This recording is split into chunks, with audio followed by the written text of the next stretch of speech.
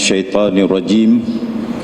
Innal hamdalillah wa nahmaduhu wa nasta'inuhu wa nastaghfiruh wa na'udzu billahi min syururi anfusina wa min sayyiati a'malina. Man yahdihillah fala mudhillalah wa man yudlil fala hadiyalah. Nashhadu an la ilaha illallah Muhammadan abduhu wa rasuluh wa nashhadu anna Muhammadan Rasulullah. Alhamdulillah, kita mengucapkan syukur pada Allah SWT dapat bertemu pada pagi ini di dalam kita punya karnival perkampungan sunnah. Saya ditugaskan pagi ini oleh Datuk Mufti untuk membuat dua kuliah. Pertama sekali ialah berkenaan telaah kitab saya yang kita cetak dalam 20 tahun dulu, kitab Manhaj Ahli Sunnah wal Jamaah. Dan kedua, saya memilih sebagai kuliah duha. Sebenarnya kuliah duha dulu baru yang ni, tapi kita terbalikkan pasal kena telaah yang ni dulu. Dia berkaitan dua-dua tajuk tu. Sebab tajuk yang kedua ialah Manhaj Melayu dalam braket Malaysia. Dia tanya manhaj Melayu lagu mana? Kan? Sebab kalau kita ada manhaj ahli sunnah wal jamaah, kan? Kita kena juga tatbikkan, cari formula untuk menserasikan dalam wakil kat Malaysia ni bagaimana untuk tatbikkan manhaj kita, sunnah kita dalam konteks wakil yang ada kat Malaysia ni. Jadi saya akan bahasku pada insya-Allah pukul 11.30 sampai 12.30. Jadi sebelum tu, sebab tu saya terbalikkan, kena kitab ni dulu. Ini asas kita. Ini asas kita. Kita kena ada prinsip kita, konsep kita betul dulu, baru kita masuk dalam kita punya perlaksanaan tu. Insya-Allah saya buat sebaiknya. Pada sesiapa yang pernah dengar ceramah ni, jadi ini bagai ulang kaji saja. Pada yang sebelum tu saya cuba berikan sebaiknya. Jadi tajuk saya pada pagi ini yang pertama ialah Manhaj Ahli Sunnah wal Jamaah.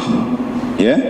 Manhaj tu payah saya nak terjemahkan ke bahasa Melayu, ke bahasa Melayu betul.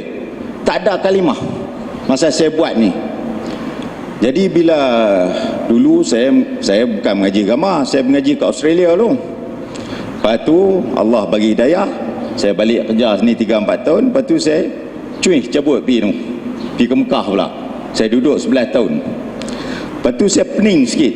Lepas tu saya belajar betul-betul apa itu ahli sunnah wal jamaah. Apa itu ahli sunnah jamaah. Jadi saya keliru macam mana? Sebab kita ni ditarbiahkan, sebagai saya ni dalam R&D. Masa saya dah buat PhD dalam bahagian engineering dulu di Australia. Jadi kita dah ditarbiah dengan engineering. Kemudian kita ada critical thinking. Kita ada critical thinking. Jadi masa saya masuk dulu usrah-usrah yang ada di Malaysia ni, walaupun saya mengaji kat Australia, saya balik sini tiap-tiap tahun. Dan saya pernah jadi ketua Presiden Malaysian Student Association di University New England dulu. Ya. Jadi tiap-tiap tahun saya balik, saya join kawan-kawan saya kat universiti. Depa ni kita masuklah usrah ABIM ke, usrah IRC ke masa tu ke, lepas tu usrah Arkam pun masuk juga. Sempat pakai jubah hijau Ustaz. Ya. Lilit serban sempat juga tu. Ya. Sungai Mencala. Jadi saya pernah masuk, semua buat usrah. Dalam usrah kami diajak, saya rasa tuan-tuan perempuan pun macam tu jugalah. Kami diajak Rasulullah SAW 13 tahun di Mekah, dia betulkan akhlak jahiliah, pembasmian akhlak jahiliah. Kedua, pengukuhan akidah, tapi tidak diperjelaskan akidah. Akidah lagu mana kita tak tahu. Yang kita tahu kita ahli sunnah wal jamaah. Nampak? Bahkan saya fikir balik, bubuh satu question saja, satu soalan je dalam SPM, satu soalan. Apa itu ahli sunnah wal jamaah? Dalam 200-300 ribu kandidat tu, berapa orang boleh jawab? Tuan-tuan dan puan sekalian, jawab persis. Ini masalah akidah, bukan masalah fiqah, bukan masalah ambil wuduk, bukan masalah semayang lagi. Walaupun masa semayang pun banyak yang kita kesilapan, tapi akidah yang aula, yang lebih mustahak. Jadi saya fikir, saya kata tak jadi. Dan zaman tu pula dakwah sunnah kita ni dah berjalan, jalan jauh, tetapi banyak kita terjebak dengan marginal punya masalah ataupun peripheral issues, isu-isu yang sampingan. Kalau dalam bahasa pepatah Melayu dipanggil melukut di tepi gantang. Kita tak masuk, dalam bahasa Arab dipanggil al-ghazu fis samim, medan peperang kat tengah-tengah, kat inti parti dia. Kalau makan pau, takat kulit dia pau tu, tepung je, tak ada apa. Inti dia tu yang mustahak. Pau apa? Pau kacang, pau kaya, pau itu. Jadi kita kena tengok. Jadi saya fikir dengan gabungan, saya mengaji dulu dalam resource management, resource planning, multi objective planning tu. Saya balik mengaji balik, dan salah satu daripada tuan guru kita doa pada dia. Semua tahu, Allah yarham Syekh Muhammad Abdul Qadir Mandili yang meninggal. Begitu juga Mufti Masjid Haram Syekh Sulaiman Salumi, dia belum meninggal lagi. Kemarin dia telefon saya daripada Mekah, kan, dia pernah bagi mai sini satu seminar dulu, seminar dalam Muhammad bin Abdul Wahab, dia pernah main sini, ya. Jadi saya fikir balik, macam mana tu kita asyik duk bergaduh, mana nak letak tangan, nak kuik-kuik jari betul ke tak betul.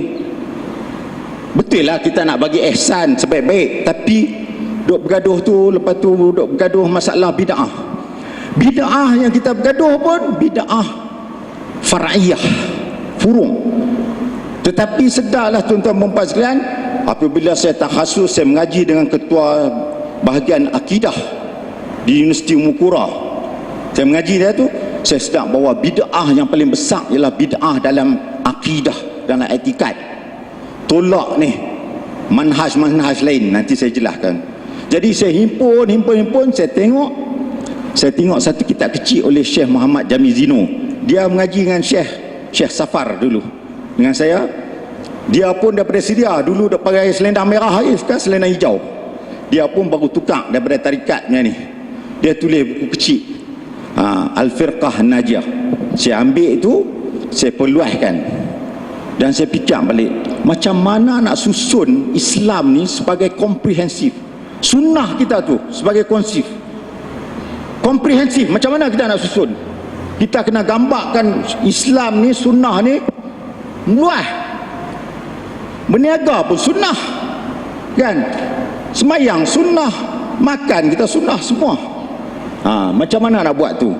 Jadi saya fikir, saya dapatlah himpun dalam apa yang dipanggilkan manhaj ahli sunnah wal jamaah ni. Dapat 15. Dan kalau boleh 15 ni lah kita nak hafal budak-budak, barulah dapat komplit. Tapi saya tak dapat apa nak panggil ni, program ke, modul ke, apa semua. Last sekali saya tengok jaga korek, dapat daripada kitab Zilal Quran oleh Syekh Muhammad Kutub. Dia tulis dalam tu, tafsir tu, kalimah manhaj Rabbani. Saya dapat kalimah tu, saya rasa tengok nak dapatkan ini cerita ni, buku ni saya dah present dulu 20 tahun lepas di UTM Jalan Semarak, buku ni.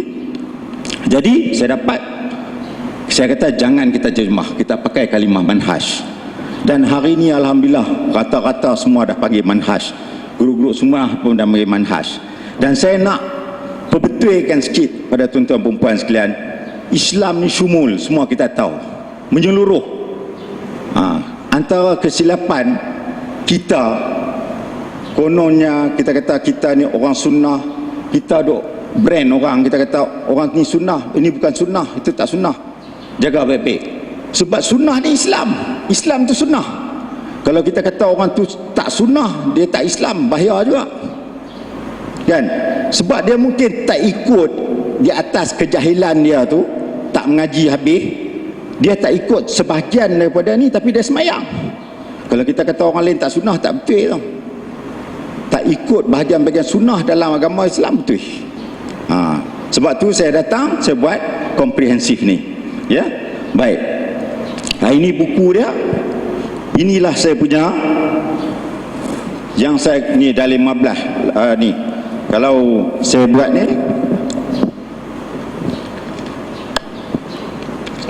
ni dia. Kalau boleh ambil ni, perbesarkan, kita ada jual kat gerai Yayasan Kebajikan Nusantara buku ni. Yang ni tampai bagi budak-budak anak-anak kita kat rumah, tiap-tiap orang minta dia hafal ni 15 ni. Kalau boleh, jadi baru dapat satu comprehensive picture ataupun gambaran yang menyeluruh berkenaan apa itu ahli sunnah wal jamaah. Ya, baik. Jadi dalam mukadimah tu, bab 1, saya terangkan berkenaan latar fungsi manusia dalam pembentukan manhaj ahli sunnah wal jamaah. Ya,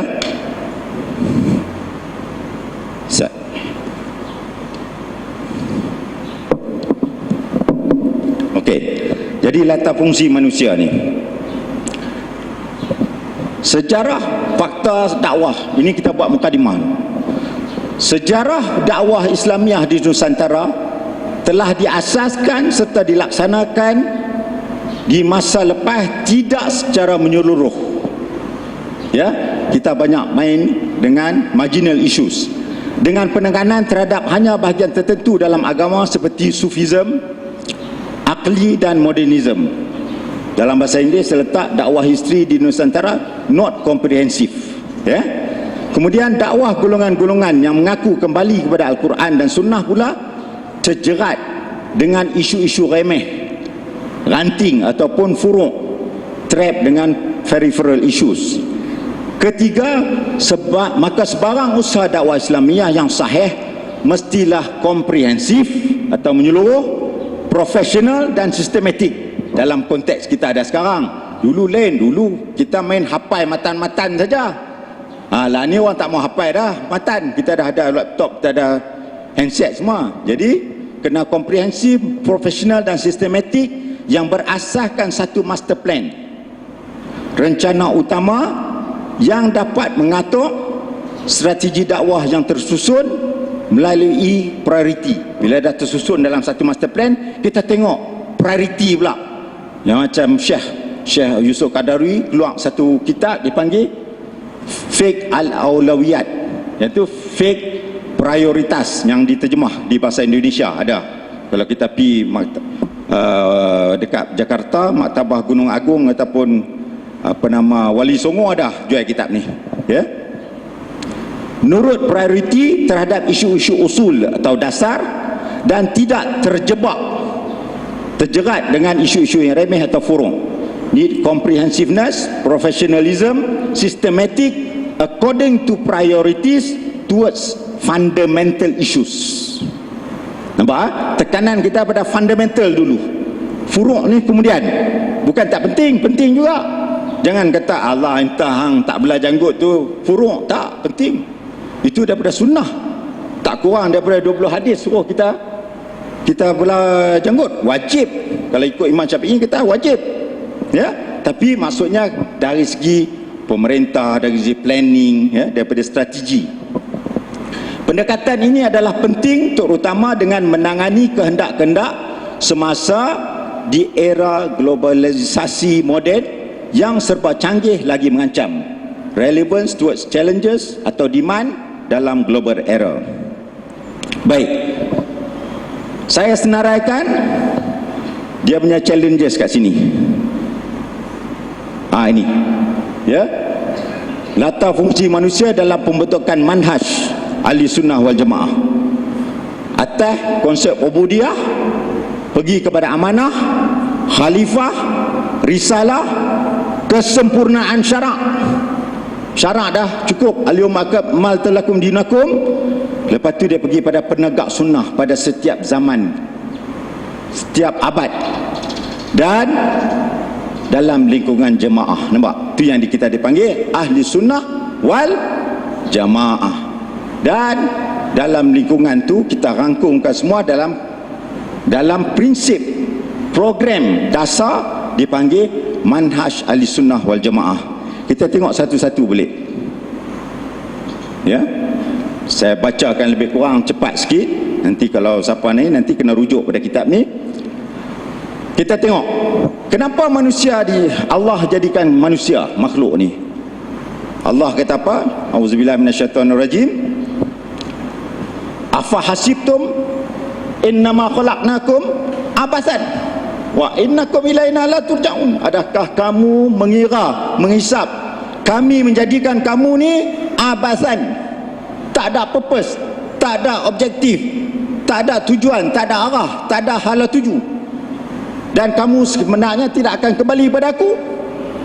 Allah jawab dalam surah ni Az-Zariyat ayat 56, wa ma khalaqtul jinna wal insa illa liya'budun. Tidaklah aku menciptakan jin dan manusia melainkan untuk mengabdikan diri kepada ku. Yakni ini dalam konsep manusia dijadikan oleh Allah semata-mata untuk mengabdikan ataupun konsep ubudiyah diri mereka kepadanya.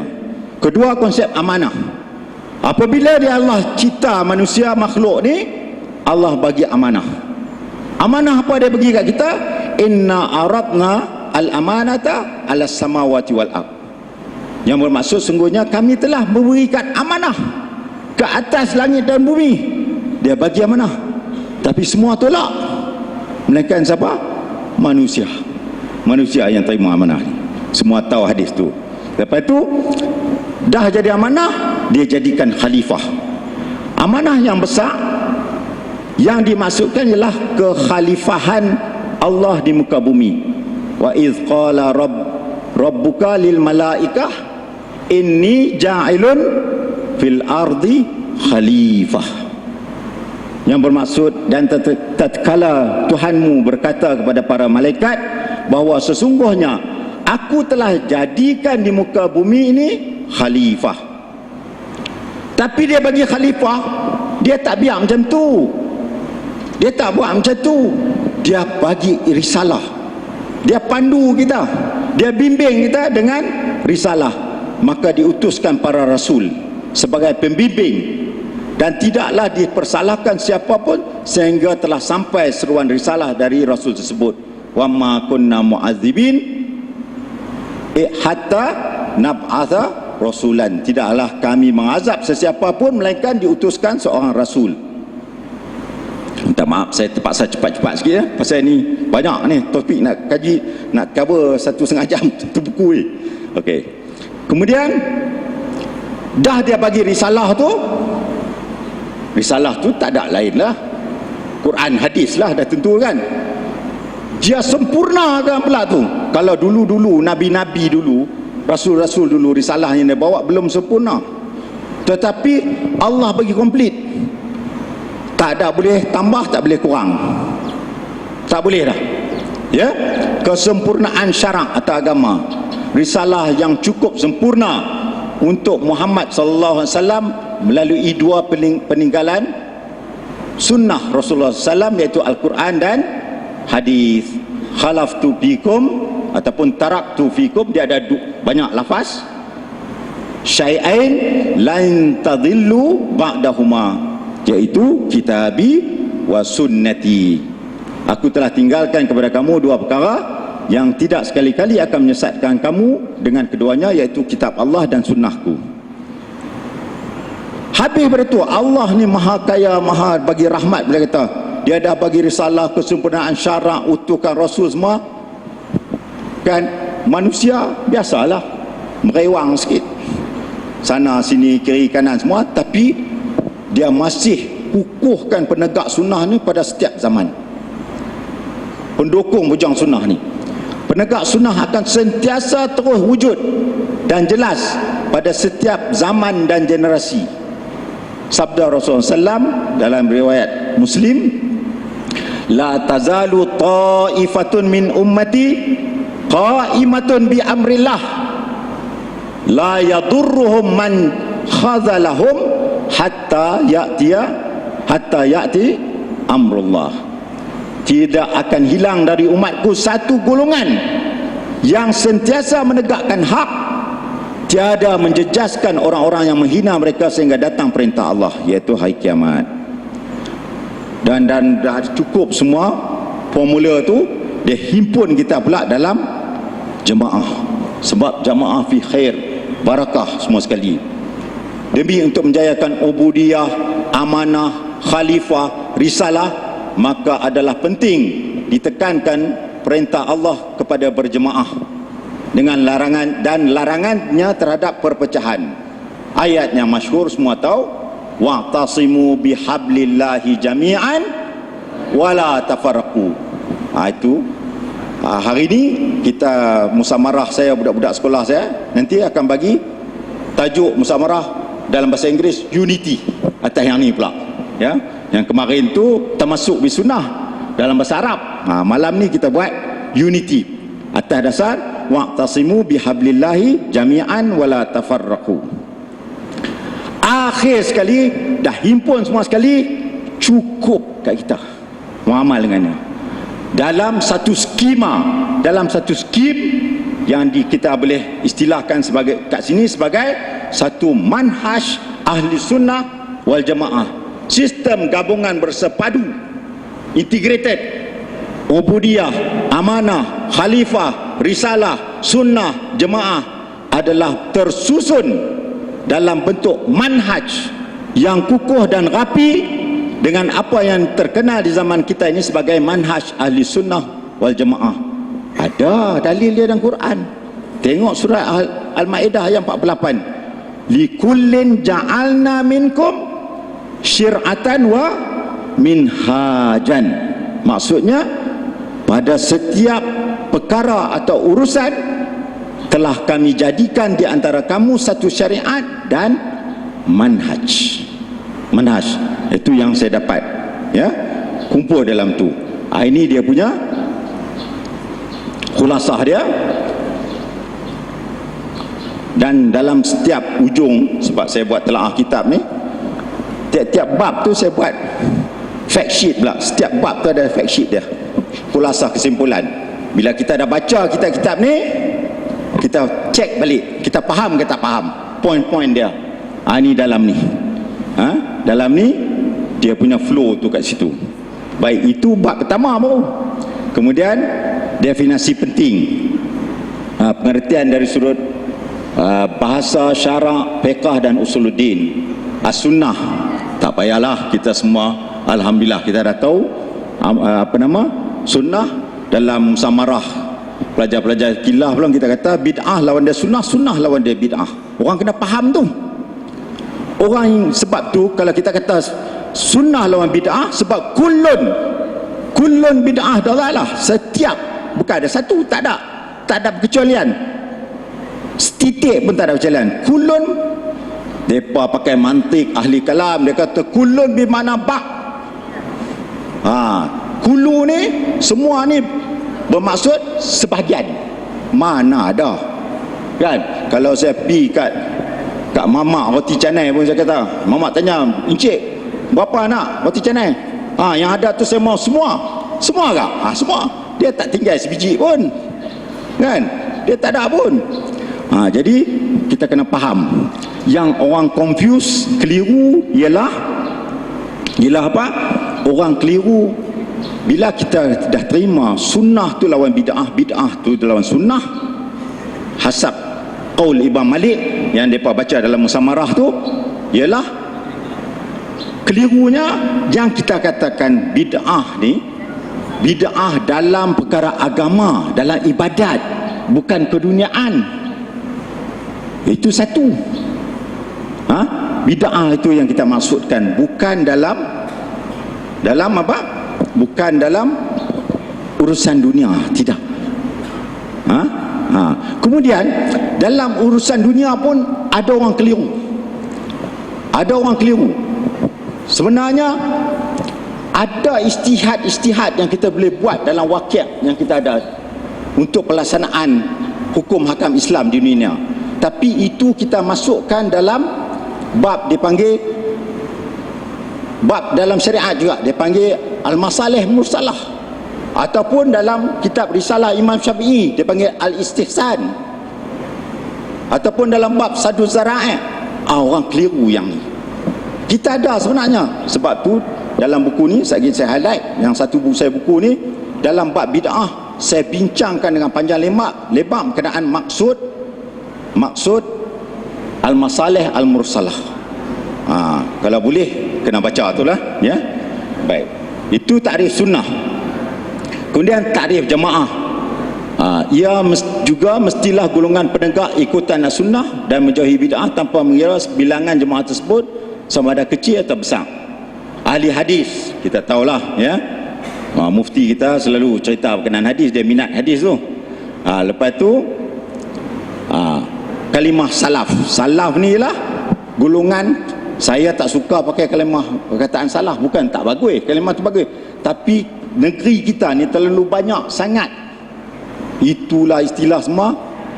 Dulu saya pergi kat Mekah, saya tak pernah dengar kalimah salaf. Salaf ni ialah ulama yang terawal. Saya letak dalam ni ulama yang terawal, bermula daripada ulama yang pertama siapa dia? Para sahabat.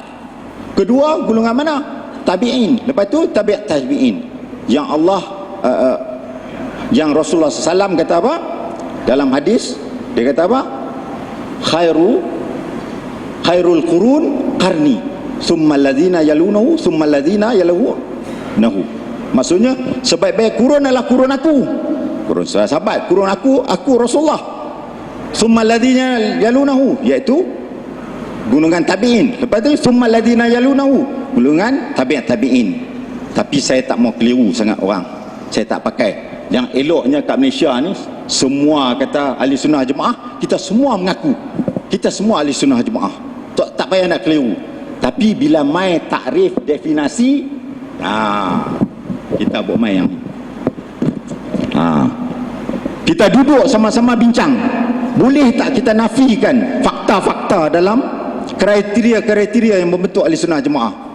Maksudnya kalau kita bersama, kita satu etikat lah. Kadang-kadang orang mengaji ni dia ikut tok guru dia aja, ataupun apa buku yang dia pegang, dia tak dapat exposure, pendedahan pada maklumat-maklumat yang lain. Baik, itu manhaj boleh diterjemahkan secara majmuknya sebagai skema atau skim atau dasar atau program. Manhaj dibentuk dengan menyenaraikan kaedah-kaedah atau dasar atau kriteria yang penting dalam tajuk atau bidang yang di dalam perhatian, untuk memberi garis panduan, guideline, dasar yang lengkap terhadap tajuk tersebut. Peranan utama manhaj ialah memaparkan prinsip utama sesuatu pegangan, pemahaman atau perancangan, di samping menjadi pembimbing, guide dan panduan kepada ahli atau peserta golongan tersebut. Okey, itu habis bab kedua. Bab ketiga, sejarah timbulnya penamaan ahli sunnah wal jemaah. Okey, saya boleh pergi satu macam-macam dia ni manhaj ni, tapi cukup saya baca dia punya khulasah saja, fact sheet saja, ya, sebab kita ada masa lagi 55 minit, ya. Baik, saya baca yang pertamanya, tak berapa terang. Baik, saya baca kat sini.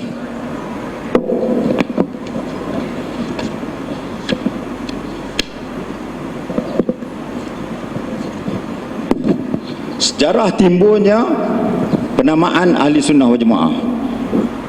Sebenarnya lahirnya penubuhan ahli sunnah wal jemaah adalah disebabkan timbulnya fitnah kelahiran golongan-golongan bid'ah yang dimulai dengan Khawarij, Syiah, Murji'ah, Qadariyah dan seterusnya cabang-cabang dari golongan ini. Maka muncullah penamaan Ahli Sunnah wal Jamaah sebagai benteng membezakan mazhab yang hak dengan mazhab-mazhab bid'ah yang batil. Maksudnya apa di sini? Zaman Rasulullah SAW tak timbul lagi kalimah Ahli Sunnah Jamaah ni, sebab banyaknya penyelewengan dalam akidah, terutama sekali bid'ah yang paling besar ialah dalam akidah. Ya? Jadi dengan sebab bila dah timbul Khawarij, Syiah, Qadariyah, Mu'tazilah, apa semua sekali, ulama kumpulkan etikat-etikat, prinsip-prinsip utama, dasar utama dalam sunnah Ahli Sunnah ni dinamakan sebagai Ahli Sunnah wal Jamaah. Apabila terjadinya fitnah, maka umat Islam mulai mempersoalkan tentang sanad riwayat dan mengkritik para perawi demi memelihara kesucian hadis dari pendustaan terhadap Rasulullah SAW dan pihak yang tidak bertanggungjawab, khususnya para ahli bid'ah yang berpecah belah. Kemudian para ulama mulai membezakan siapa yang patut diterima atau ditolak riwayatnya. Maka dibezakan penerimaan hanya dari ahli sunnah. Maka disinilah juga mulanya penonjolan peranan ahli hadis dalam menubuhkan mazhab Ahli Sunnah wal Jamaah dalam usuluddin, iaitu dalam akidah. Ahli hadis adalah mereka yang lebih mengetahui akan kesahihan agama, sebab mereka kaji qaul Rasulullah SAW, ya, dari segi perbuatan dia, dari segi cakapan dia, dari segi takrir dia. Seterusnya, para ulama Ahli Sunnah wal Jamaah telah mulai menamakan kitab-kitab mereka dalam bidang akidah sebagai kitab-kitab as-sunnah, di mana dimasukkan sanad-sanad riwayat. Baik, itu satu. Jadi saya langkah yang ni semua, slide ni, detail ni kita baca. Akhirnya, jadi kita tengok apa itu Ahli Sunnah wal Jamaah, apa dia manhaj Ahli Sunnah wal Jamaah. Jadi pada bab yang keempat dalam kitab ni, berikut disenaraikan kaedah-kaedah penting sebagai garis panduan atau bimbingan terhadap apa yang diistilahkan di sini sebagai manhaj Ahli Sunnah wal Jamaah. Cuba kita tengok satu-satu 15 ni. Rasional ke tak rasional, logik ke tak logik sebagai dalam konteks orang Islam. Pertama, manhaj yang pertama cukup jelas. Manhaj ar-Rasul dan para sahabat. ASWJ ni Ahli Sunnah wal Jamaah, pendek sebab okey. Ahli Sunnah wal Jamaah berpegang kepada manhaj ar-Rasul sewaktu hidupnya dan manhaj para sahabat selepasnya. Tengok kalimah sewaktu hidupnya. Jangan kenapa saya letak kat waktu hidupnya? Ni kita kata afdal zikir la ilaha illallah, hadis jelas. Mai pula Tok Syekh kata tak apa, betul dah hadis ni semua, tapi kami itu untuk orang awam. Ini ada lagi zikir special khas. Syekh Mandili lu mai dia kata la ilaha illallah untuk orang awam, afdal zikir la ilaha illallah. Kemudian ada khas apa dia? Allah. Dah habis la ilaha illallah, la ilaha illallah, la Allah. Khasatul khawas jadi apa? Mana dapat? Saya Tok Syekh kita berjumpa ni bukan dalam mimpi, dalam jaga, ambil ni dengan Rasulullah dalam Kaabah, ataupun dia mimpi. Ada yang kata tak mimpi, ada kata mimpi. Tapi maksud saya kata berpegang kepada manhaj Rasul sewaktu hidupnya, bukan lepas mati. Sebab Allah SWT kata apa? Al-yum akmaltu lakum dinakum wa atmamtu alaikum ni'mati wa raditu lakum islama dinan, sebagai agama kamu. Dah cukup dah. Dan manhaj para sahabat. Sebab Rasulullah SAW suruh kita beramal dengan sunnati wa sunnah al-khulafa ar-rasyidin al-mahdiin min ba'di, selepas aku, dia kata. Manhaj itu adalah Al-Quran, Al-Karim yang diturunkan oleh Allah kepada Rasulnya. Seterusnya, Rasulnya menerangkan dan menjelaskan kepada sahabat-sahabatnya dalam hadis-hadis sahih. Sekalian muslimin diarah supaya berpegang teguh kepada keduanya, iaitu Al-Quran dan As-Hadis. Firman Allah SWT dalam surah Al-Muhammad ayat 33, ya ayyuhallazina amanu ati'ullah wa ati'ur rasul. Taat pada Allah, hai orang yang beriman, taat pada Allah dan taat pada Rasul. Wala tubtilu a'malakum, jangan kamu batalkan amalan-amalan kamu. Itu manhaj yang pertama, manhaj Rasul dan para sahabat. Kedua, ahli sunnah wal jamaah tidak mendahulukan perintah atau perkataan sesiapa pun daripada perintah perkataan Allah dan Rasulnya, kerana mereka beramal dengan firman Allah, ya ayyuhallazina amanu la tuqaddimu baina yadayillahi wa rasulihi. Yang bermaksud, hai orang-orang yang beriman, janganlah kamu melakukan sesuatu perkara sebelum kamu mendapat hukum atau kebenaran daripada Allah atau Rasulnya. Itu manhaj yang kedua, mendahului perintah Allah dan Rasulnya dari yang lain. Ketiga, ahli sunnah wal jamaah kembali kepada kalam atau perkataan Allah dan Rasulnya dalam sebarang perselisihan atau pertikaian, sesuai dengan firman Allah Subhanahu wa taala dalam surah An-Nisa, fa in tanaza'tum fi syai'in farudduhu ila Allahi wa rasul. Ya, sekiranya kamu berselisih pendapat dalam satu perkara, maka kembalilah, rujukkanlah ia kepada Allah, iaitu Al-Quran dan sunnah Rasul sallam, ya, itu kepada hadis sahih. Jadi manhaj ketiga, kembali kepada Allah dan Rasulnya dalam sebarang perselisihan. Tengok satu-satu, kita tengok, cantik kita susun dalam 15 ni baru 3. Kemudian ahli sunnah wal jamaah tidak fanatik, tidak ta'assub, kecuali kepada perkataan Allah dan Rasulnya yang maksum. Yang maksum Rasulullah SAW dah. Ya, betapa hebat ilmu mana-mana Tok Syekh pun, kita ni bukan Rasul, kita bukan maksum. Yang tidak berkata-kata menurut hawa nafsunya mereka, tetapi bukan kita tak tinggal Tok Syekh ni, tetapi mereka menghormati para imam mujtahid. Kena hormat, ya, kena hormat, dan mengambil hukum fiqah daripada Al-Quran, hadis-hadis sahih, dan daripada pendapat kesemua imam-imam mujtahid. Ya, sebab Rasulullah SAW kata apa? Kalau dia betul, dia dapat 2 pahala, kalau salah 1 pahala dalam ijtihad dia. Dan kesemua para imam-imam mujtahid itu sendiri yang menyuruh meninggalkan mana-mana pendapat yang bercanggah dengan Al-Quran dan hadis sahih. Setiap manusia selain daripada Rasul, walau berapa tinggi sekalipun martabatnya, akan tetap membuat kesilapan, seperti yang dikhabarkan oleh Rasulullah SAW, kullu bani Adam khata'un wa khairu khata'in at-tawabun. Setiap anak Adam membuat kesilapan, dan sebaik-baik kesilapan adalah mereka yang bertaubat. Jadi manhaj keempat, tidak fanatik kecuali kepada Allah dan Rasulnya, serta menghormati para imam mujtahid. Kelima, ahli sunnah wal jamaah menghidupkan sunnah Rasul sallallahu alaihi wasallam dalam ibadat, dalam kelakuan dan perjalanan hidup mereka. Dihidupkan sunnah tu. Oleh kerana itu, mereka selalu seolah-olah dianggap sebagai orang yang dagang asing.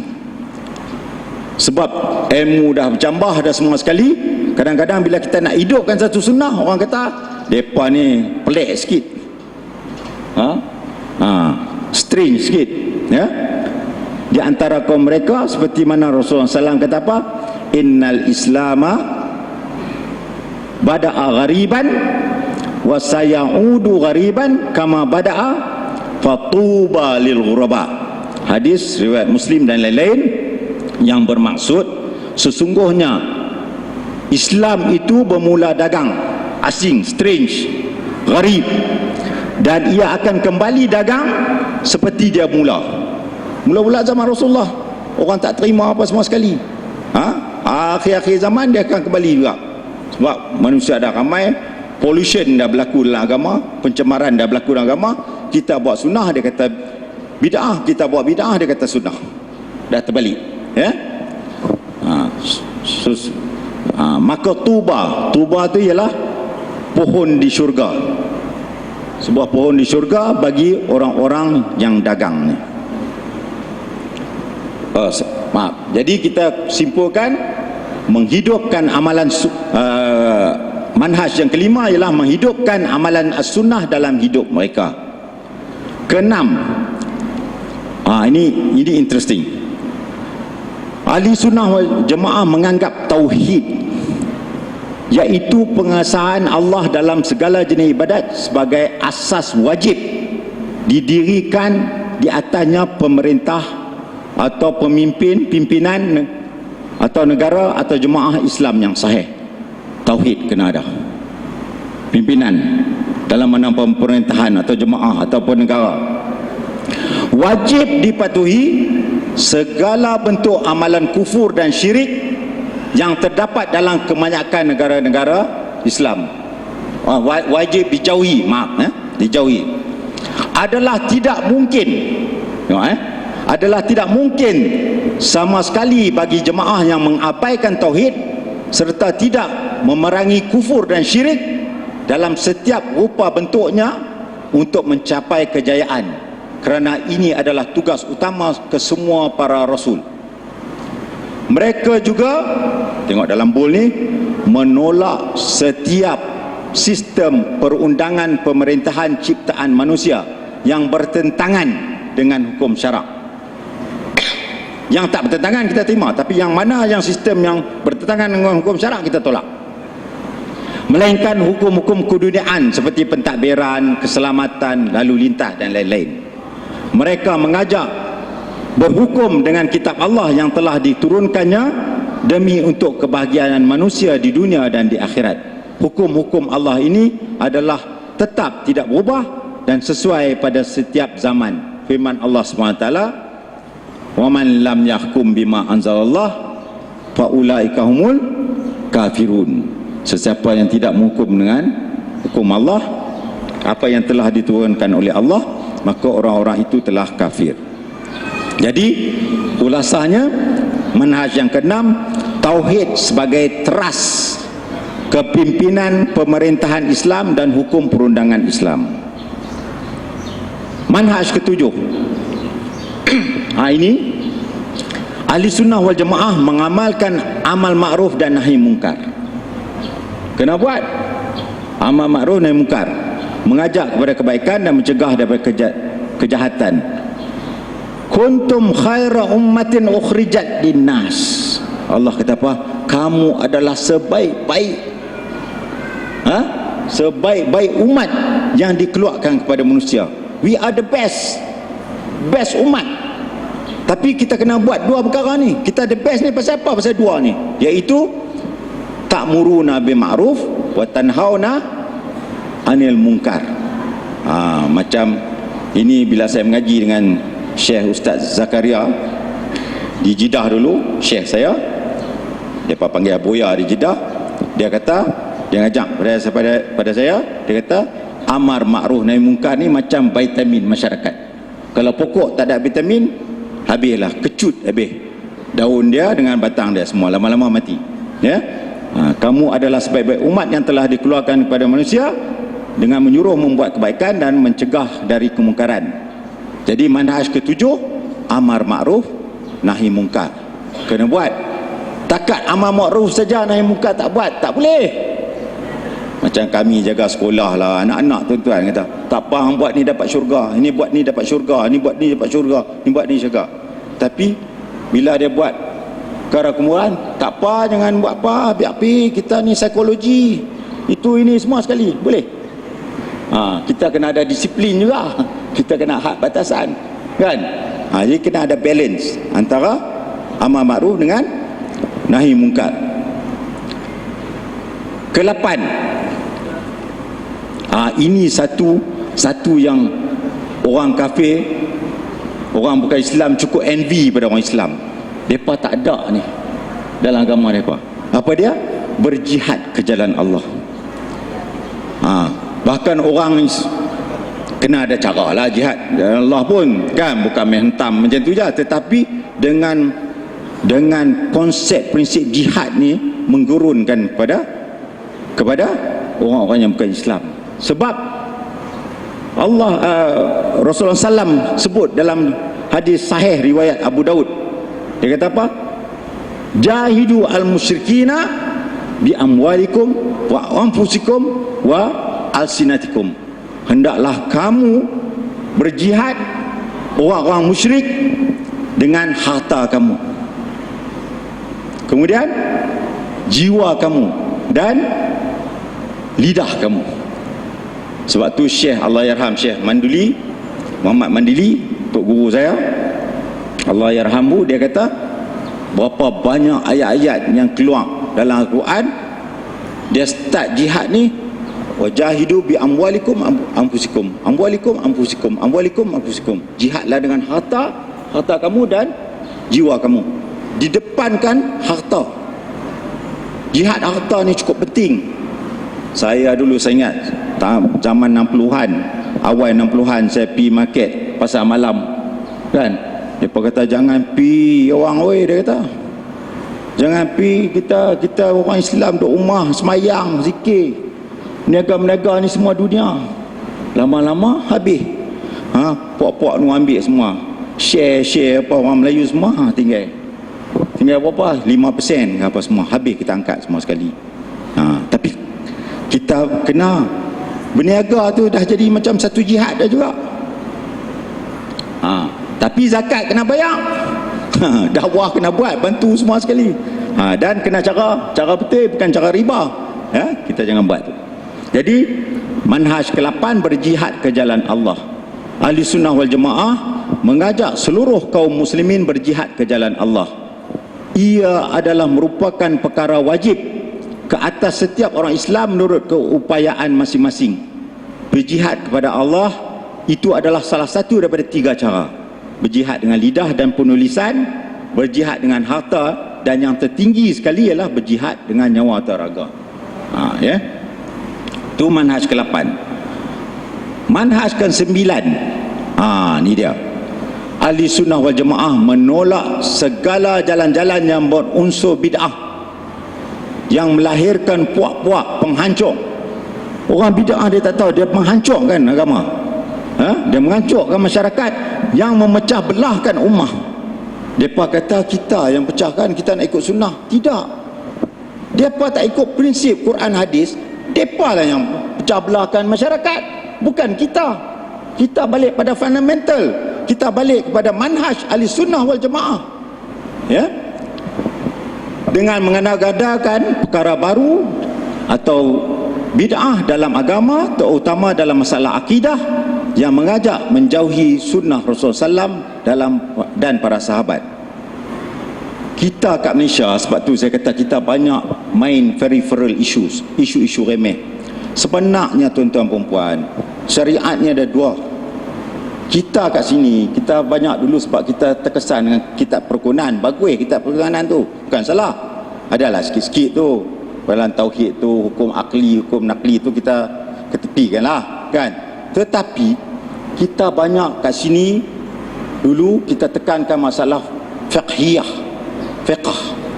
hukum hakam dalam fiqh. Sebenarnya tuan-tuan perempuan tahu tak, pernah tak dengar,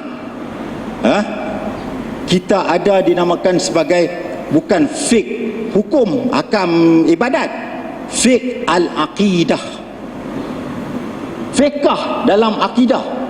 Fiqh dalam akidah ni lebih besar, sebab dia menghukum sama itu orang tu kafir ke musyrik atau Islam. Fiqh al-aqidah ni cukup penting, sebab tu saya tekankan kat sini fiqh al-aqidah, dan dalilnya hadis riwayat Imam Tirmizi, Nasa'i dan Baihaqi, hadis masyhur, hadis yang diriwayat oleh, dia panggil hadis Irbad As-Sariyah. Irbad As-Sariyah. Dia kata usikum bitaqwallah azza wa jalla was-sama' wa ta'ah, dan seterusnya. Saya tak baca sebab pendek, saya baca terjemahan. Sebab panjang, saya baca terjemahan. Aku mewasiatkan kepada kamu sekalian agar bertakwa pada Allah azza wa jalla dengan mendengar serta taat. Dengar dan taat. Walaupun memerintah atas kamu seorang abdun habasyun, seorang hamba abdi Habasyi, maksudnya orang hitam lah. Orang hitam tu orang hamba abdi, kena perintah, kena taat kalau dia perintah kepada kita. Kerana sesungguhnya sesiapa yang hidup antara kamu, man ya'ish minkum fasayara ikhtilafan kathiran. Maksudnya Rasulullah SAW kata apa? Siapa yang hidup selepas kamu ni, dia bagi kat para sahabat, masa tu dia dah sakit, masa dia nak bagi hadis ni pun muka dia merah, dia bagi warning pada sahabat-sahabat. Dia dah dapat, dia Rasulullah SAW, dia dapat gambaran apa akan berlaku pada zaman selepasnya. Jadi dia kata sesungguhnya sesiapa yang hidup antara kamu akan menyaksikan perselisihan yang banyak, maka hendaklah dia tengok banyak sangat berbeza pendapat, berselisih, dia bagi kita nasihat. Maka hendaklah kamu berpegang teguh dengan sunnahku dan sunnah khulafa ar-rasyidin al-mahdiin min ba'di. Sunnah khulafa ar-rasyidin, addu alaiha bin nawajis. Addu ni maksudnya gigit macam mana? Bin nawajis, gigi geraham. Saya nak tengok kalau kita ada seketui daging dengan tulang, inilah senang, ni bagus. Tulang ni, daging, kita pergi makan gearbox. Kita makan gearbox kan, ini ada daging sikit, kita gigit macam ni, nak tarik daging, terkeluar kita punya gigi. Nampak? Pakai gigi geram sebab ni kuat. Tengok Rasulullah SAW kata addu alaiha binawajis, dengan gigi geram, gigit kuat-kuat, cengkamlah, gigitlah ia sekuat-kuat taringmu. Berwaspadalah kamu, berwaspadalah kamu sekalian terhadap perkara-perkara baru dalam agama. Dia panggil muhdatsatul umur, kerana setiap perkara baru, kullu muhdatsatin bid'ah, setiap perkara baru itu adalah bid'ah, dan setiap bid'ah adalah sesat. Wa kullu bid'atin dalalah, dan kullu dalalah finnar, dan setiap kesesatan itu adalah dalam api neraka. Itulah manhaj kita yang ke-9, menghindar bid'ah yang memecah belahkan ummah. Ada 6 lagi.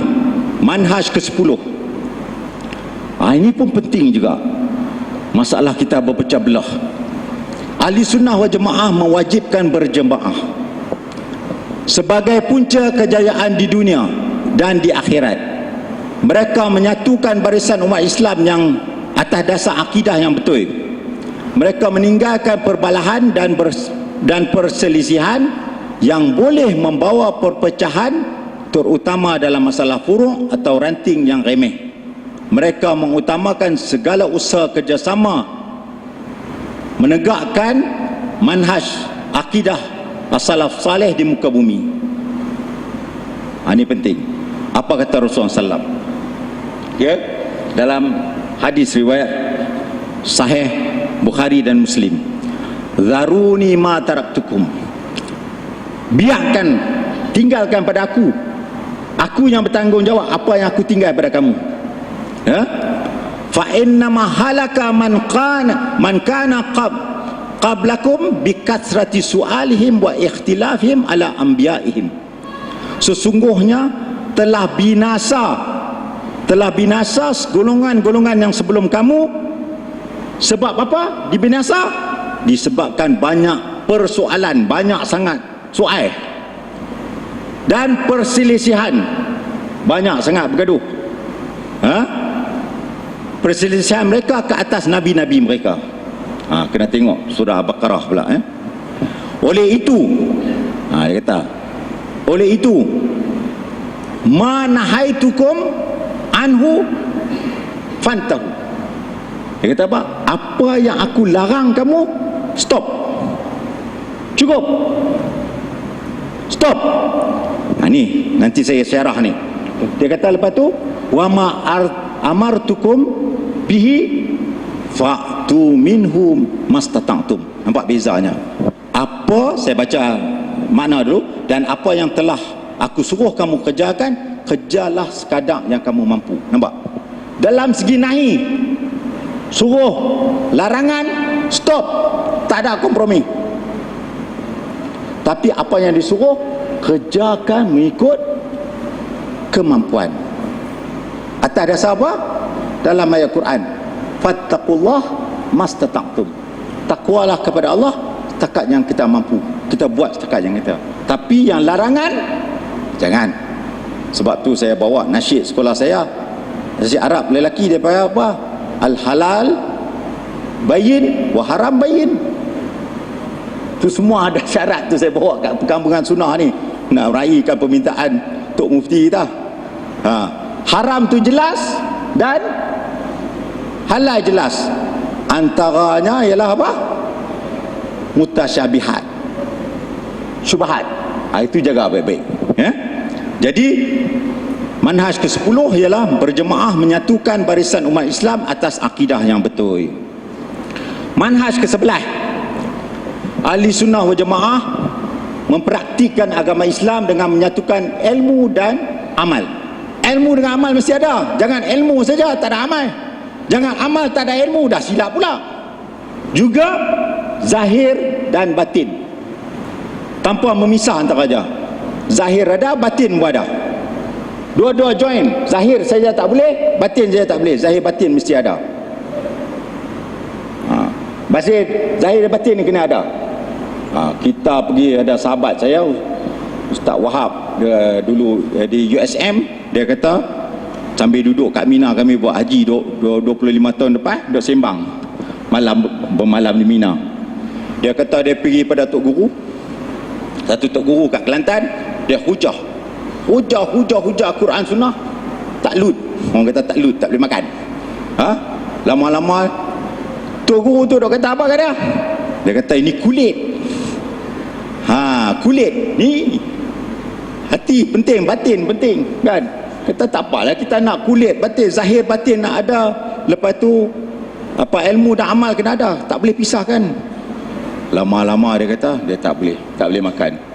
Dia hujah banyak masuk Al-Quran hadis, tak jalan. Dah lah dia kata tak apalah, dia nak balik pun dia kata tak apalah Tok Guru. Dia kata Allah jadikan kat dunia ni semua ada kulit, tak ada satu yang tak ada kulit, semua ada kulit. Satu je dia kata tak ada kulit. Tok Guru tu tanya apa? Dia kata tai, dia kata. Jadi Ahli Sunnah wal Jamaah mempraktikkan agama Islam dengan menyatukan ilmu dan amal serta zahir dan batin tanpa memisah antaranya. Firman Allah SWT dalam surah Al-Baqarah, ya ayyuhalladzina amanu udkhulu fis silmi kafah. Hai orang-orang yang beriman, masuklah kamu dalam Islam kafah, keseluruhannya. Tak ada nak pilih zahir batin apa semua, tak ada dah. Jadi manhaj ke-11 menyatukan ilmu dan amal serta zahir dan batin. Ke-12, Ahli Sunnah wal Jamaah adalah golongan pertengahan dan kesederhanaan. Itu hebat. Saya ada buat satu, kalau nak rujuk, saya ada buat satu bentang kita kerja 2 bulan lepas di Universiti Patani, tajuknya Wasatiyah. Saya buat kerja kerja tu di Universiti Petani dengan Dr. Ismail Lutfi. Mereka bukanlah dari puak pelampau atau ekstremis yang meninggi-ninggikan, memuliakan ataupun merendah-rendahkan seorang individu, golongan atau pendapat dengan sebarang dengan sebarangan tanpa asas agama. Mesti ada asas agama. Inilah yang dimaksudkan dengan siratul mustaqim atau jalan yang lurus dalam firman Allah dalam surah Al-An'am, a'udzubillahi minasyaitonirrajim, wa anna hadza sirati mustaqiman fattabi'uhu. Ini adalah jalanku yang lurus, mustaqim, ihdinas siratal mustaqim, fattabi'uhu, ikutlah jalan tu. Wala tattabi'u as-subula. Ni pasal tak terang kita punya ni. Wala tattabi'u subula, maksudnya jangan kamu ikut jalan-jalan lain.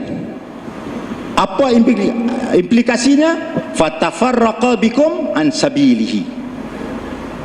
Kalau kita ikut jalan-jalan lain, maka kita akan berpecah belah daripada jalan yang lurus yang Allah bagi pada kita ni. Jadi manhaj ke-12, pertengahan dan kesederhanaan. Manhaj ke-13, syariat Rasulullah SAW. Ahli sunnah wal jamaah beramal dengan syariat Rasulullah SAW. Tiada sesiapa pun yang boleh terkeluar darinya. Syariat ini adalah mencakupi segenap sudut agama, termasuk bidang akidah, fiqh, perancangan, ibadah, akhlak, politik, kemasyarakatan dan lain-lain. Ini yang kita ambil. Kita punya dalil sebagai manhaj itu, likullin ja'alna minkum syir'atan wa manhajan. Ya. Jadi pada setiap perkara urusan telah dijadikan antara kamu satu syariat. Kita tak boleh keluar. Jangan kita kata kita ada kasyaf lah, kita ada ilmu laduni lah, apa bala ada buat main kan. Itu semua tak boleh. Setiap tok guru macam mana pun, masalah aurat juga kena bawah lutut, tak boleh pakai seluar pendek kat paha, tak boleh depan orang ramai macam tu. Orang lain tak boleh soal, tak boleh. Ini kasyaf, dia kata kasyaf. Kasyaf tu maksudnya apa yang keadaan ilmu Allah tu dapat kasyaf daripada boleh baca. Tapi kat Malaysia ni dia panggil kasyaf. Kasyaf ni apa? Kasyaf dia kayu.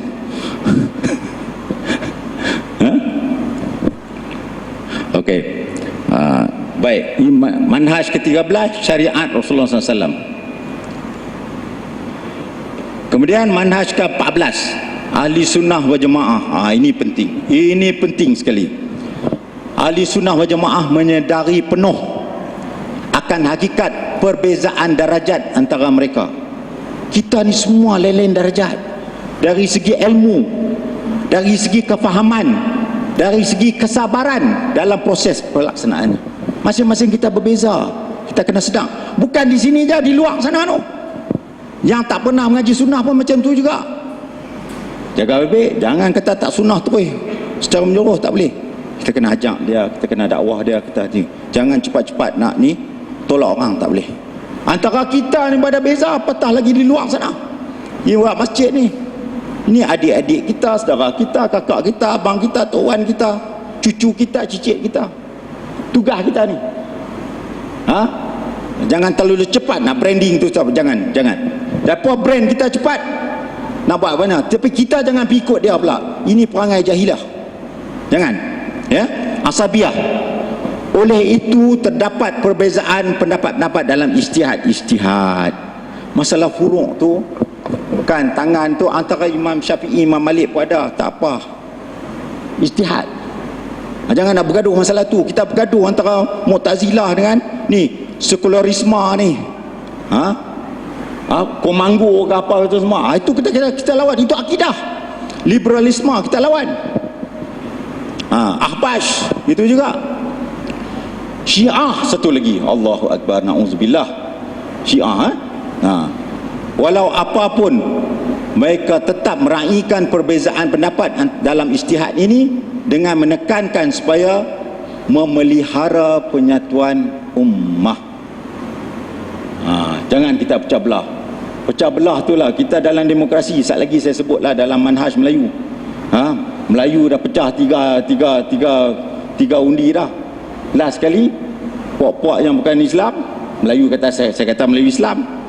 Dah macam-macam. Masing-masing parti-parti Melayu duk meraihkan, nak dapat undi duk meraihkan. Masing-masing kompromi dari segi proses tak apa, ini kompromi dari segi prinsip manhaj kita tak boleh. Dengar ni, antara etikat Ahlussunnah wal Jamaah apa dia? Antara etikat Ahlussunnah wal Jamaah ialah kita pegang teguh, kukuh dalam manhaj, dalam prinsip agama, tapi dalam pelaksanaan kita meraihkan. Bukan kompromi. Kita tengok fake prioriti kita macam mana. Tengok keadaan fake al-waqi' semua sekali. Bukan kompromi.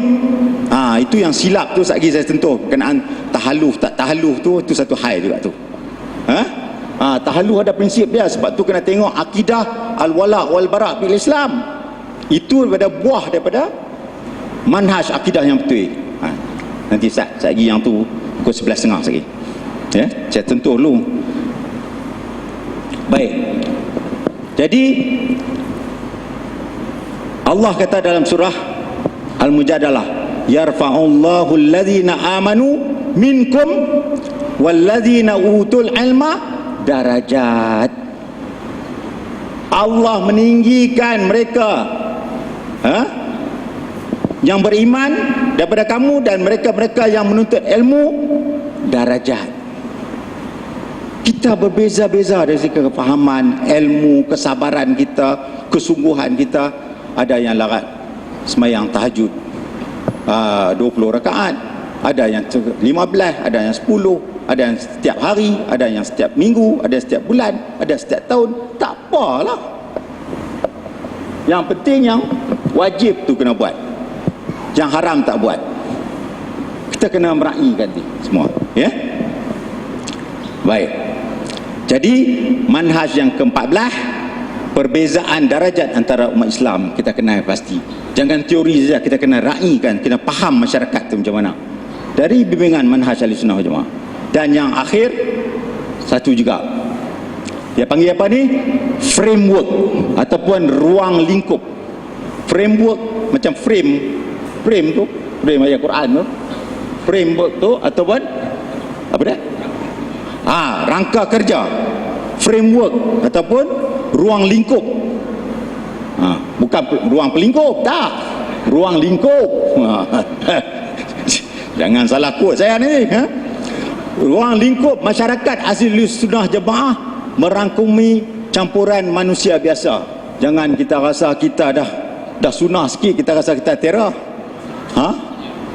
Kita dok pi ni, faham je lah. Kita dah ni kan, banyak lagi nak mengaji ni. Jadi Ahlussunnah wal Jamaah adalah campuran manusia biasa. Kena fikir orang luar tu. Jangan kita saya nak sunnah, kita Islam tak boleh. Kena share sama adik kakak orang Kelantan kata. Ada di antara mereka yang benar dan soleh. Ada yang membuat maksiat. Pasal apa dia buat maksiat? Disebabkan kelemahan masing-masing. Sama ada disedari atau tidak disedari. Walau apapun pada keseluruhannya, mereka adalah lebih baik jika dibandingkan dengan golongan yang lain. Mereka masih Islam. Orang yang kafir macam mana pun, etikat kita macam mana baik dia pun, dia tak mengucap la ilaha illallah. Tak sama dengan orang yang walaupun dia buat maksiat tapi dia tak buat dosa syirik dengan kufur, tapi dia masih mengucap la ilaha illallah, dia mati dengan beriman, insya-Allah dia masuk syurga. Itu kena jelas. Jadi kita kena meraihkan ruang lingkup kita ni. Masyarakat Ahlussunnah wal Jamaah merangkumi campuran manusia biasa. Jadi inilah dia 15 yang saya cakap ni. Yang saya bubuhkan, perpaduan ummah berteraskan 15 prinsip dasar manhaj Ahlussunnah wal Jamaah. Ya. Itu dari sisi teorinya. Di belakang nanti ada pula ni.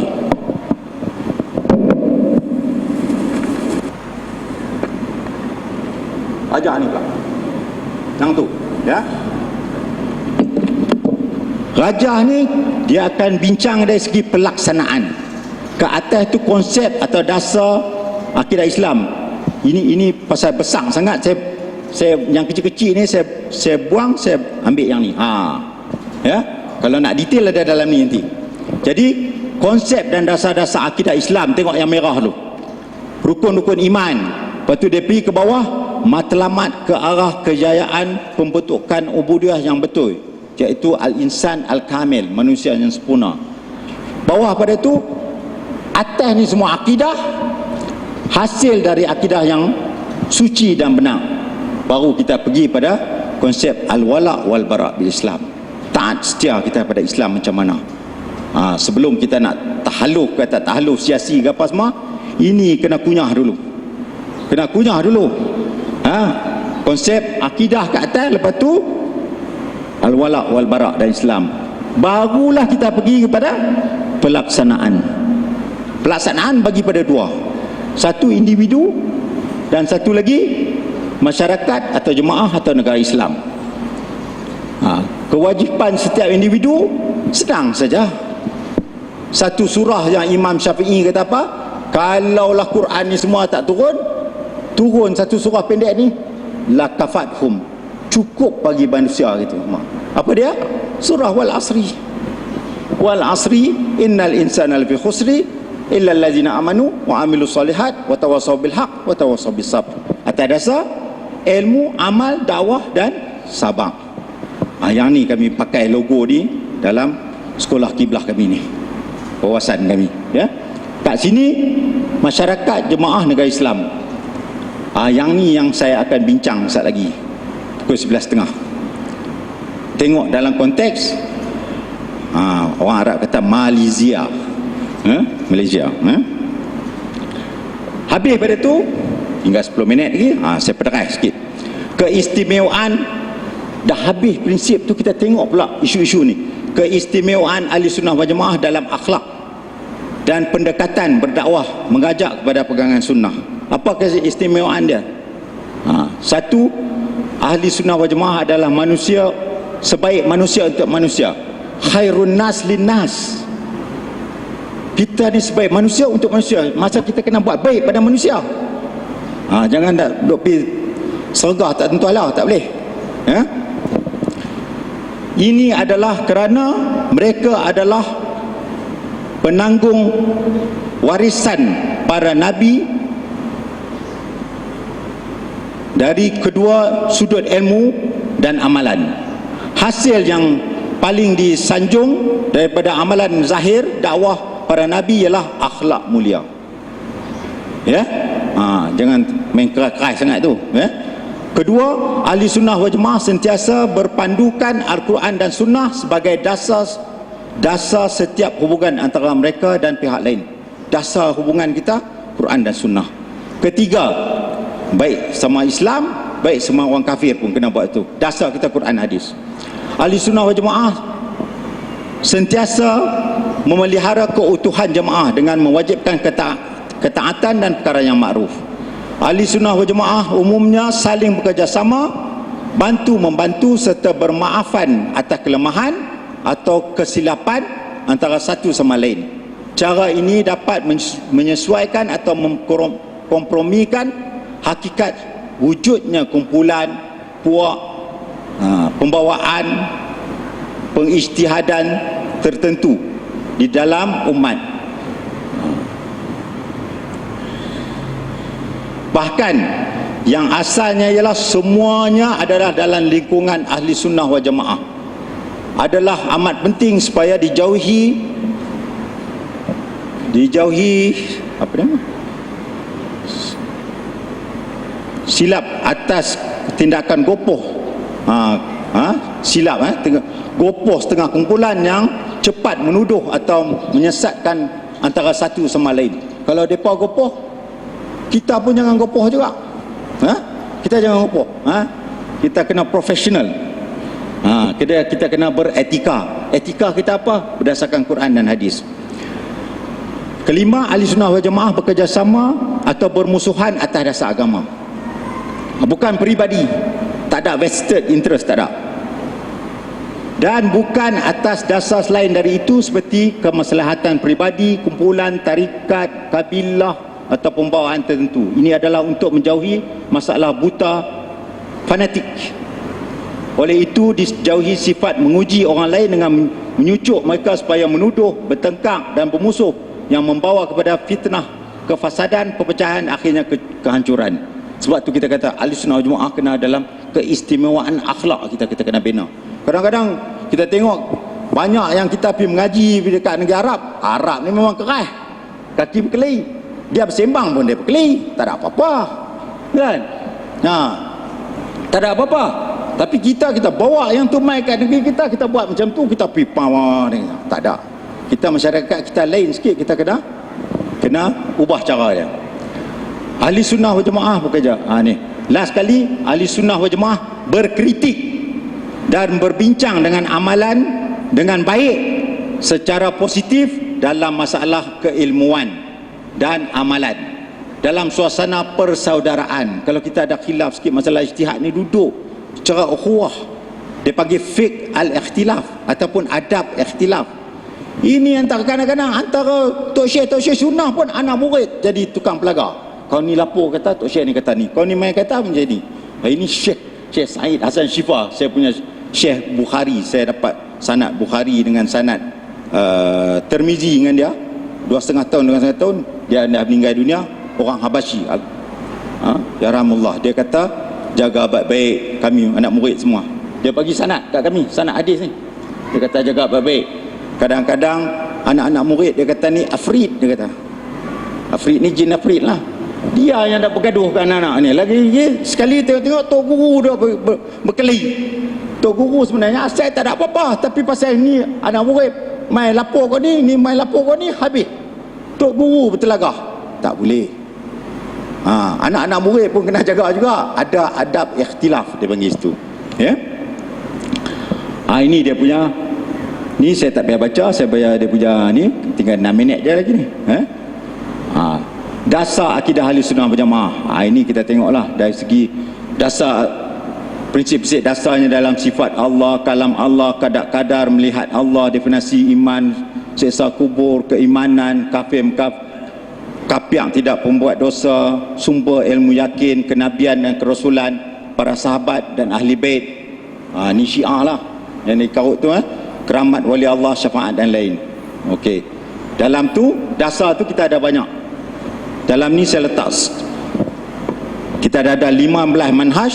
Kat belakang tu saya bezakan pakai table. Setiap tajuk-tajuk tu bezakan antara manhaj ahli sunnah dengan manhaj ahli kalam. Ya. Manhaj ahli kalam yang duk pakai ni, wujud lawan tiada tu lah, ya, macam tu. Lepas tu manhaj Mu'tazilah, manhaj Syiah, manhaj Khawarij. Jadi manhaj ni sebenarnya kalau dalam orang korporat dia panggil apa? Kalau orang korporat nak bincang, dia tak nak isu-isu remeh. Tempat dia bos-bos, dia board director, lembaga pengarah. Dia nak tahu isu apa, isu dasar. Dia kata kita kena compare apple to apple. Betul tak?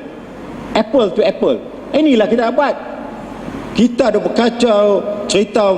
Saya pergi dekat Universiti Melaya dulu. Entah macam mana saya tulis kitab hukum ulama Islam terhadap Syiah dahulu dan sekarang. Alhamdulillah, saya rasa saya orang yang pertama di Malaysia, di Nusantara yang tulis berkenaan Syiah. Itu 30 tahun dulu. Tapi masa tu panik sikit, saya pakai nama Ibnu Omar. Lah ni dah tak apalah, kan? Ibnu Omar. Saya pergi ke Universiti Melaya. Saya tengok penuh Fakulti Akademi Islam lawan dengan Fakulti sastra. Yang ni Syiah, yang ni ahli sunnah kita. Masa tu saya ingat Dr. Jo dah situ kot, ya. Dia ketua jabatan tu ke belum lagi saya ingat. Jadi bila masuk tu penuh sampai berdiri. Bila dia berdiri, ni saya nak tunjuk contoh apple to apple ni. Bila berdiri semua sekali, saya kata kat adik ipar saya, hang siap tengok awang oi. Sat lagi kalau depa student ni depa buat perangai, aku nak turun, aku nak cabut lari. Malas nak bincang dengan depa ni. Yang pertama, Profesor Datuk kita, Mahmud Zudi. Dia bagi sejarah Islam cantik. Yang kedua, Mai Sekor ni hamba Allah dia pergi cerita apa? Kami pakai Quran, hadis tak pakai. berderau saya punya darah. Allah, tak boleh turun, tak boleh lari dah ni. Ni jihad dah ni. Hang duk pemain dengan Rasulullah kita. Kan? Saya mangkit, saya kata, adik-adik, saya pulan sekian, saya tulis buku ni.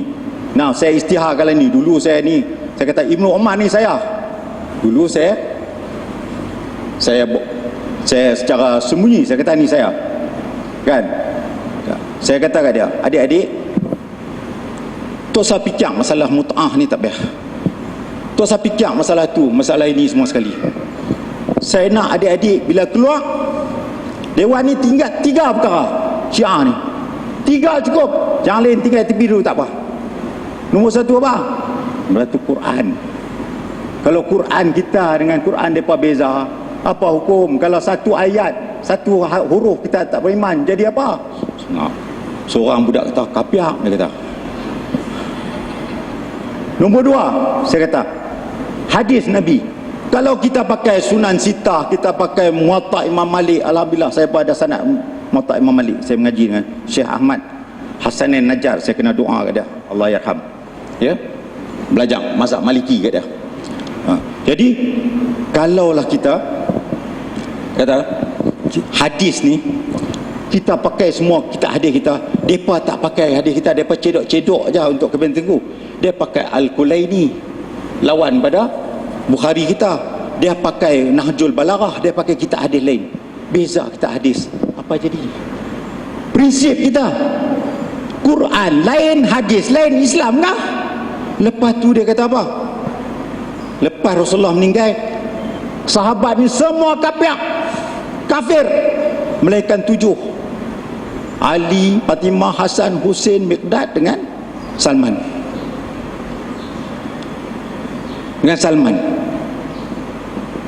Kalau semua dah kafir macam mana? Jadi ulama mengatakan kalau orang menafikan, sesiapa menafikan, yang kita bawa dalam musamarah bahasa Arab tu, malam pembukaan dengan tuanku tu, ulama kata kalau seseorang itu mengkafirkan sahabah, dia jatuh jadi fasik. Tapi siapa yang menafikan Abu Bakar sebagai sahabat Rasulullah SAW, dia telah kafir. Imam Malik kata apa? Atas dia siapa dalilnya? Dalam Quran. Masa dekat Gua Thur tu kan tinggal Rasulullah dengan Abu Bakar. Kalau orang Quraisy kafir, tengok bawah je dah nampak Abu Bakar dah takut. Rasulullah SAW kata tak apa, jangan kamu bersedih apa semua. Itu keluar dalam Quran, ayat Quran kata apa? Thani wa ithnain izhuma fil ghar iz yaqul li sahibihi. 2 orang ni apabila mereka di dalam gua, apabila seorang iaitu Rasulullah berkata pada sahibihi. Ayat Quran, Allah menetapkan dalam Quran persahabatan Rasulullah SAW dengan Abu Bakar As-Siddiq radhiyallahu anhu. La tahzan innallaha ma'ana. Jangan kamu bersedih, sesungguhnya sesungguhnya Allah bersama kita. So saya kata cukup adik-adik. Mai soalan, 3 soalan semua bantai kat saya, tak apalah tu. Tapi bila mai gulung, saya buat apple to apple lagi sekali. Manhaj tu manhaj. Adik-adik, saya kata bagi ayat Quran, hadis banyak-banyak, mereka bukan nak boleh telan semua. Adik-adik keluar tadi 3 perkara adik-adik. Kan? Ni Fakulti Islam ni, Akademi Islam. Apa dia nombor 1? Mereka jawab Quran. Nombor 2 apa? Hadis. Nombor 3 apa? Sahabat. Assalamualaikum. Sebab saya tackle Syiah ni manhaj dengan manhaj, apple to apple. Begitu juga dengan yang lain. Untuk mengukuhkan penghujahan kita, itibak as-sunnah ni, tamasuk dengan sunnah ni, kita pakai manhaj tu manhaj, lagi strong. Kalau kita macam ni aja, dalil tak kuat sangat. Ada juga kalau nak itu kah, nak ini kah, Imam Malik, mazhab Maliki begini. Ini tak mencacatkan solat, istihad. Tak usah ada bergaduh masalah faraq ni, kita tak usah, ya.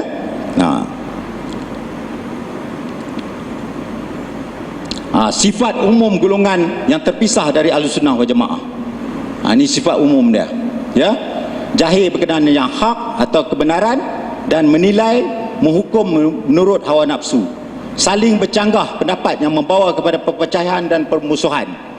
Kemunafikan, hipokrisi, berlebih-lebihan melampau dalam agama, fanatik, ekstremis, ta'asub, pengkafiran dan pemafsikan golongan yang berlawanan dengan mereka tanpa dalil kukuh dari Al-Quran dan Sunnah dalam masalah ijtihad dan takwil. Mereka dah macam tu, kita jangan. Kita, senjata kita yang utama ialah hujah dengan ilmu, manhaj ahli sunnah wal jamaah. Ini kena baca sendiri dalam kitab tu. Tindakan terhadap golongan yang bertentangan dengan ahli sunnah wal jamaah. Saya bagi kat lain lagi tu, bukan bagi dekat manhaj je. Tindakan macam mana kita nak berdepan dengan golongan-golongan yang bertentangan dengan manhaj ahli sunnah wal jamaah. Dia ada lain-lain level. Mustahid yang tersilap ijtihadnya, jahil yang dimaafkan, pelampau yang disengajakan, munafik yang menyembunyikan kebatilan mereka, dan musyrik yang sesat. Lain kategorinya. Kena tengok. Sebab tu saya kata manusia ni banyak darajat, ruang lingkupnya besar. Kita kena kaji satu-satu. Ya? Okey.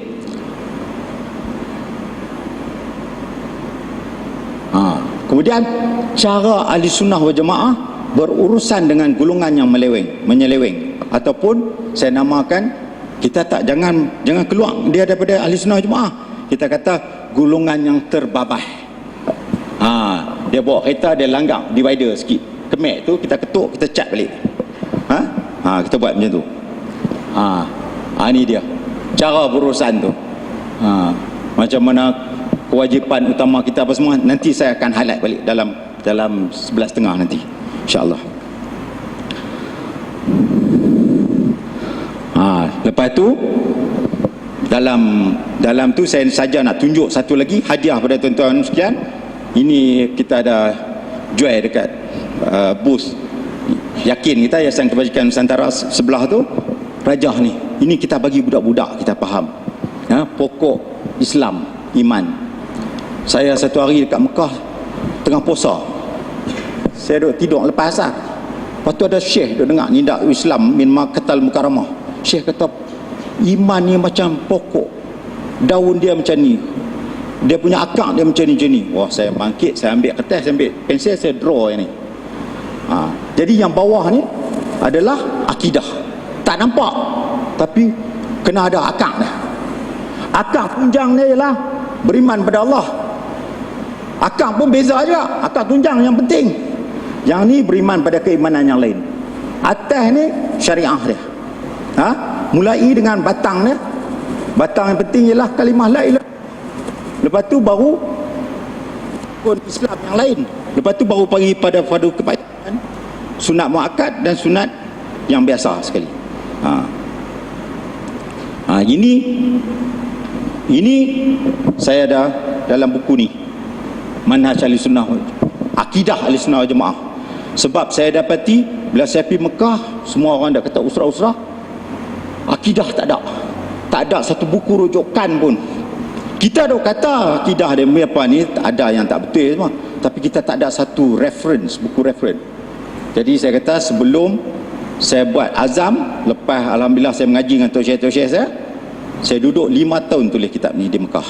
Saya kata saya tak akan balik ke Malaysia kalau saya tak habis kitab ni. Ustaz Khairul Anwar dah mengajar di Kuala Lumpur, Ustaz Safwan Badri pun dah mengajar, dan jemaah kita Ustaz Yahya ada di mengajar buku ni di Kuantan. Itu juga di Melaka saya dengar. Ya. Jadi ini rujukan asas. Inilah dia. Kita kembali kepada, kalau orang kata siapa ahli sunnah wal jamaah, manhaj kita inilah dia. Ni, yang ni ya. Baik. Jadi insya-Allah saya tutup. Minta maaf tak ada masa ni. Kita kena ada boleh rehat lagi 24 minit lagi. Insya-Allah ya. Jadi kita tutup sementara dan kita balik pada 11.30 insya-Allah. Jazakumullah khair. Assalamualaikum warahmatullahi wabarakatuh.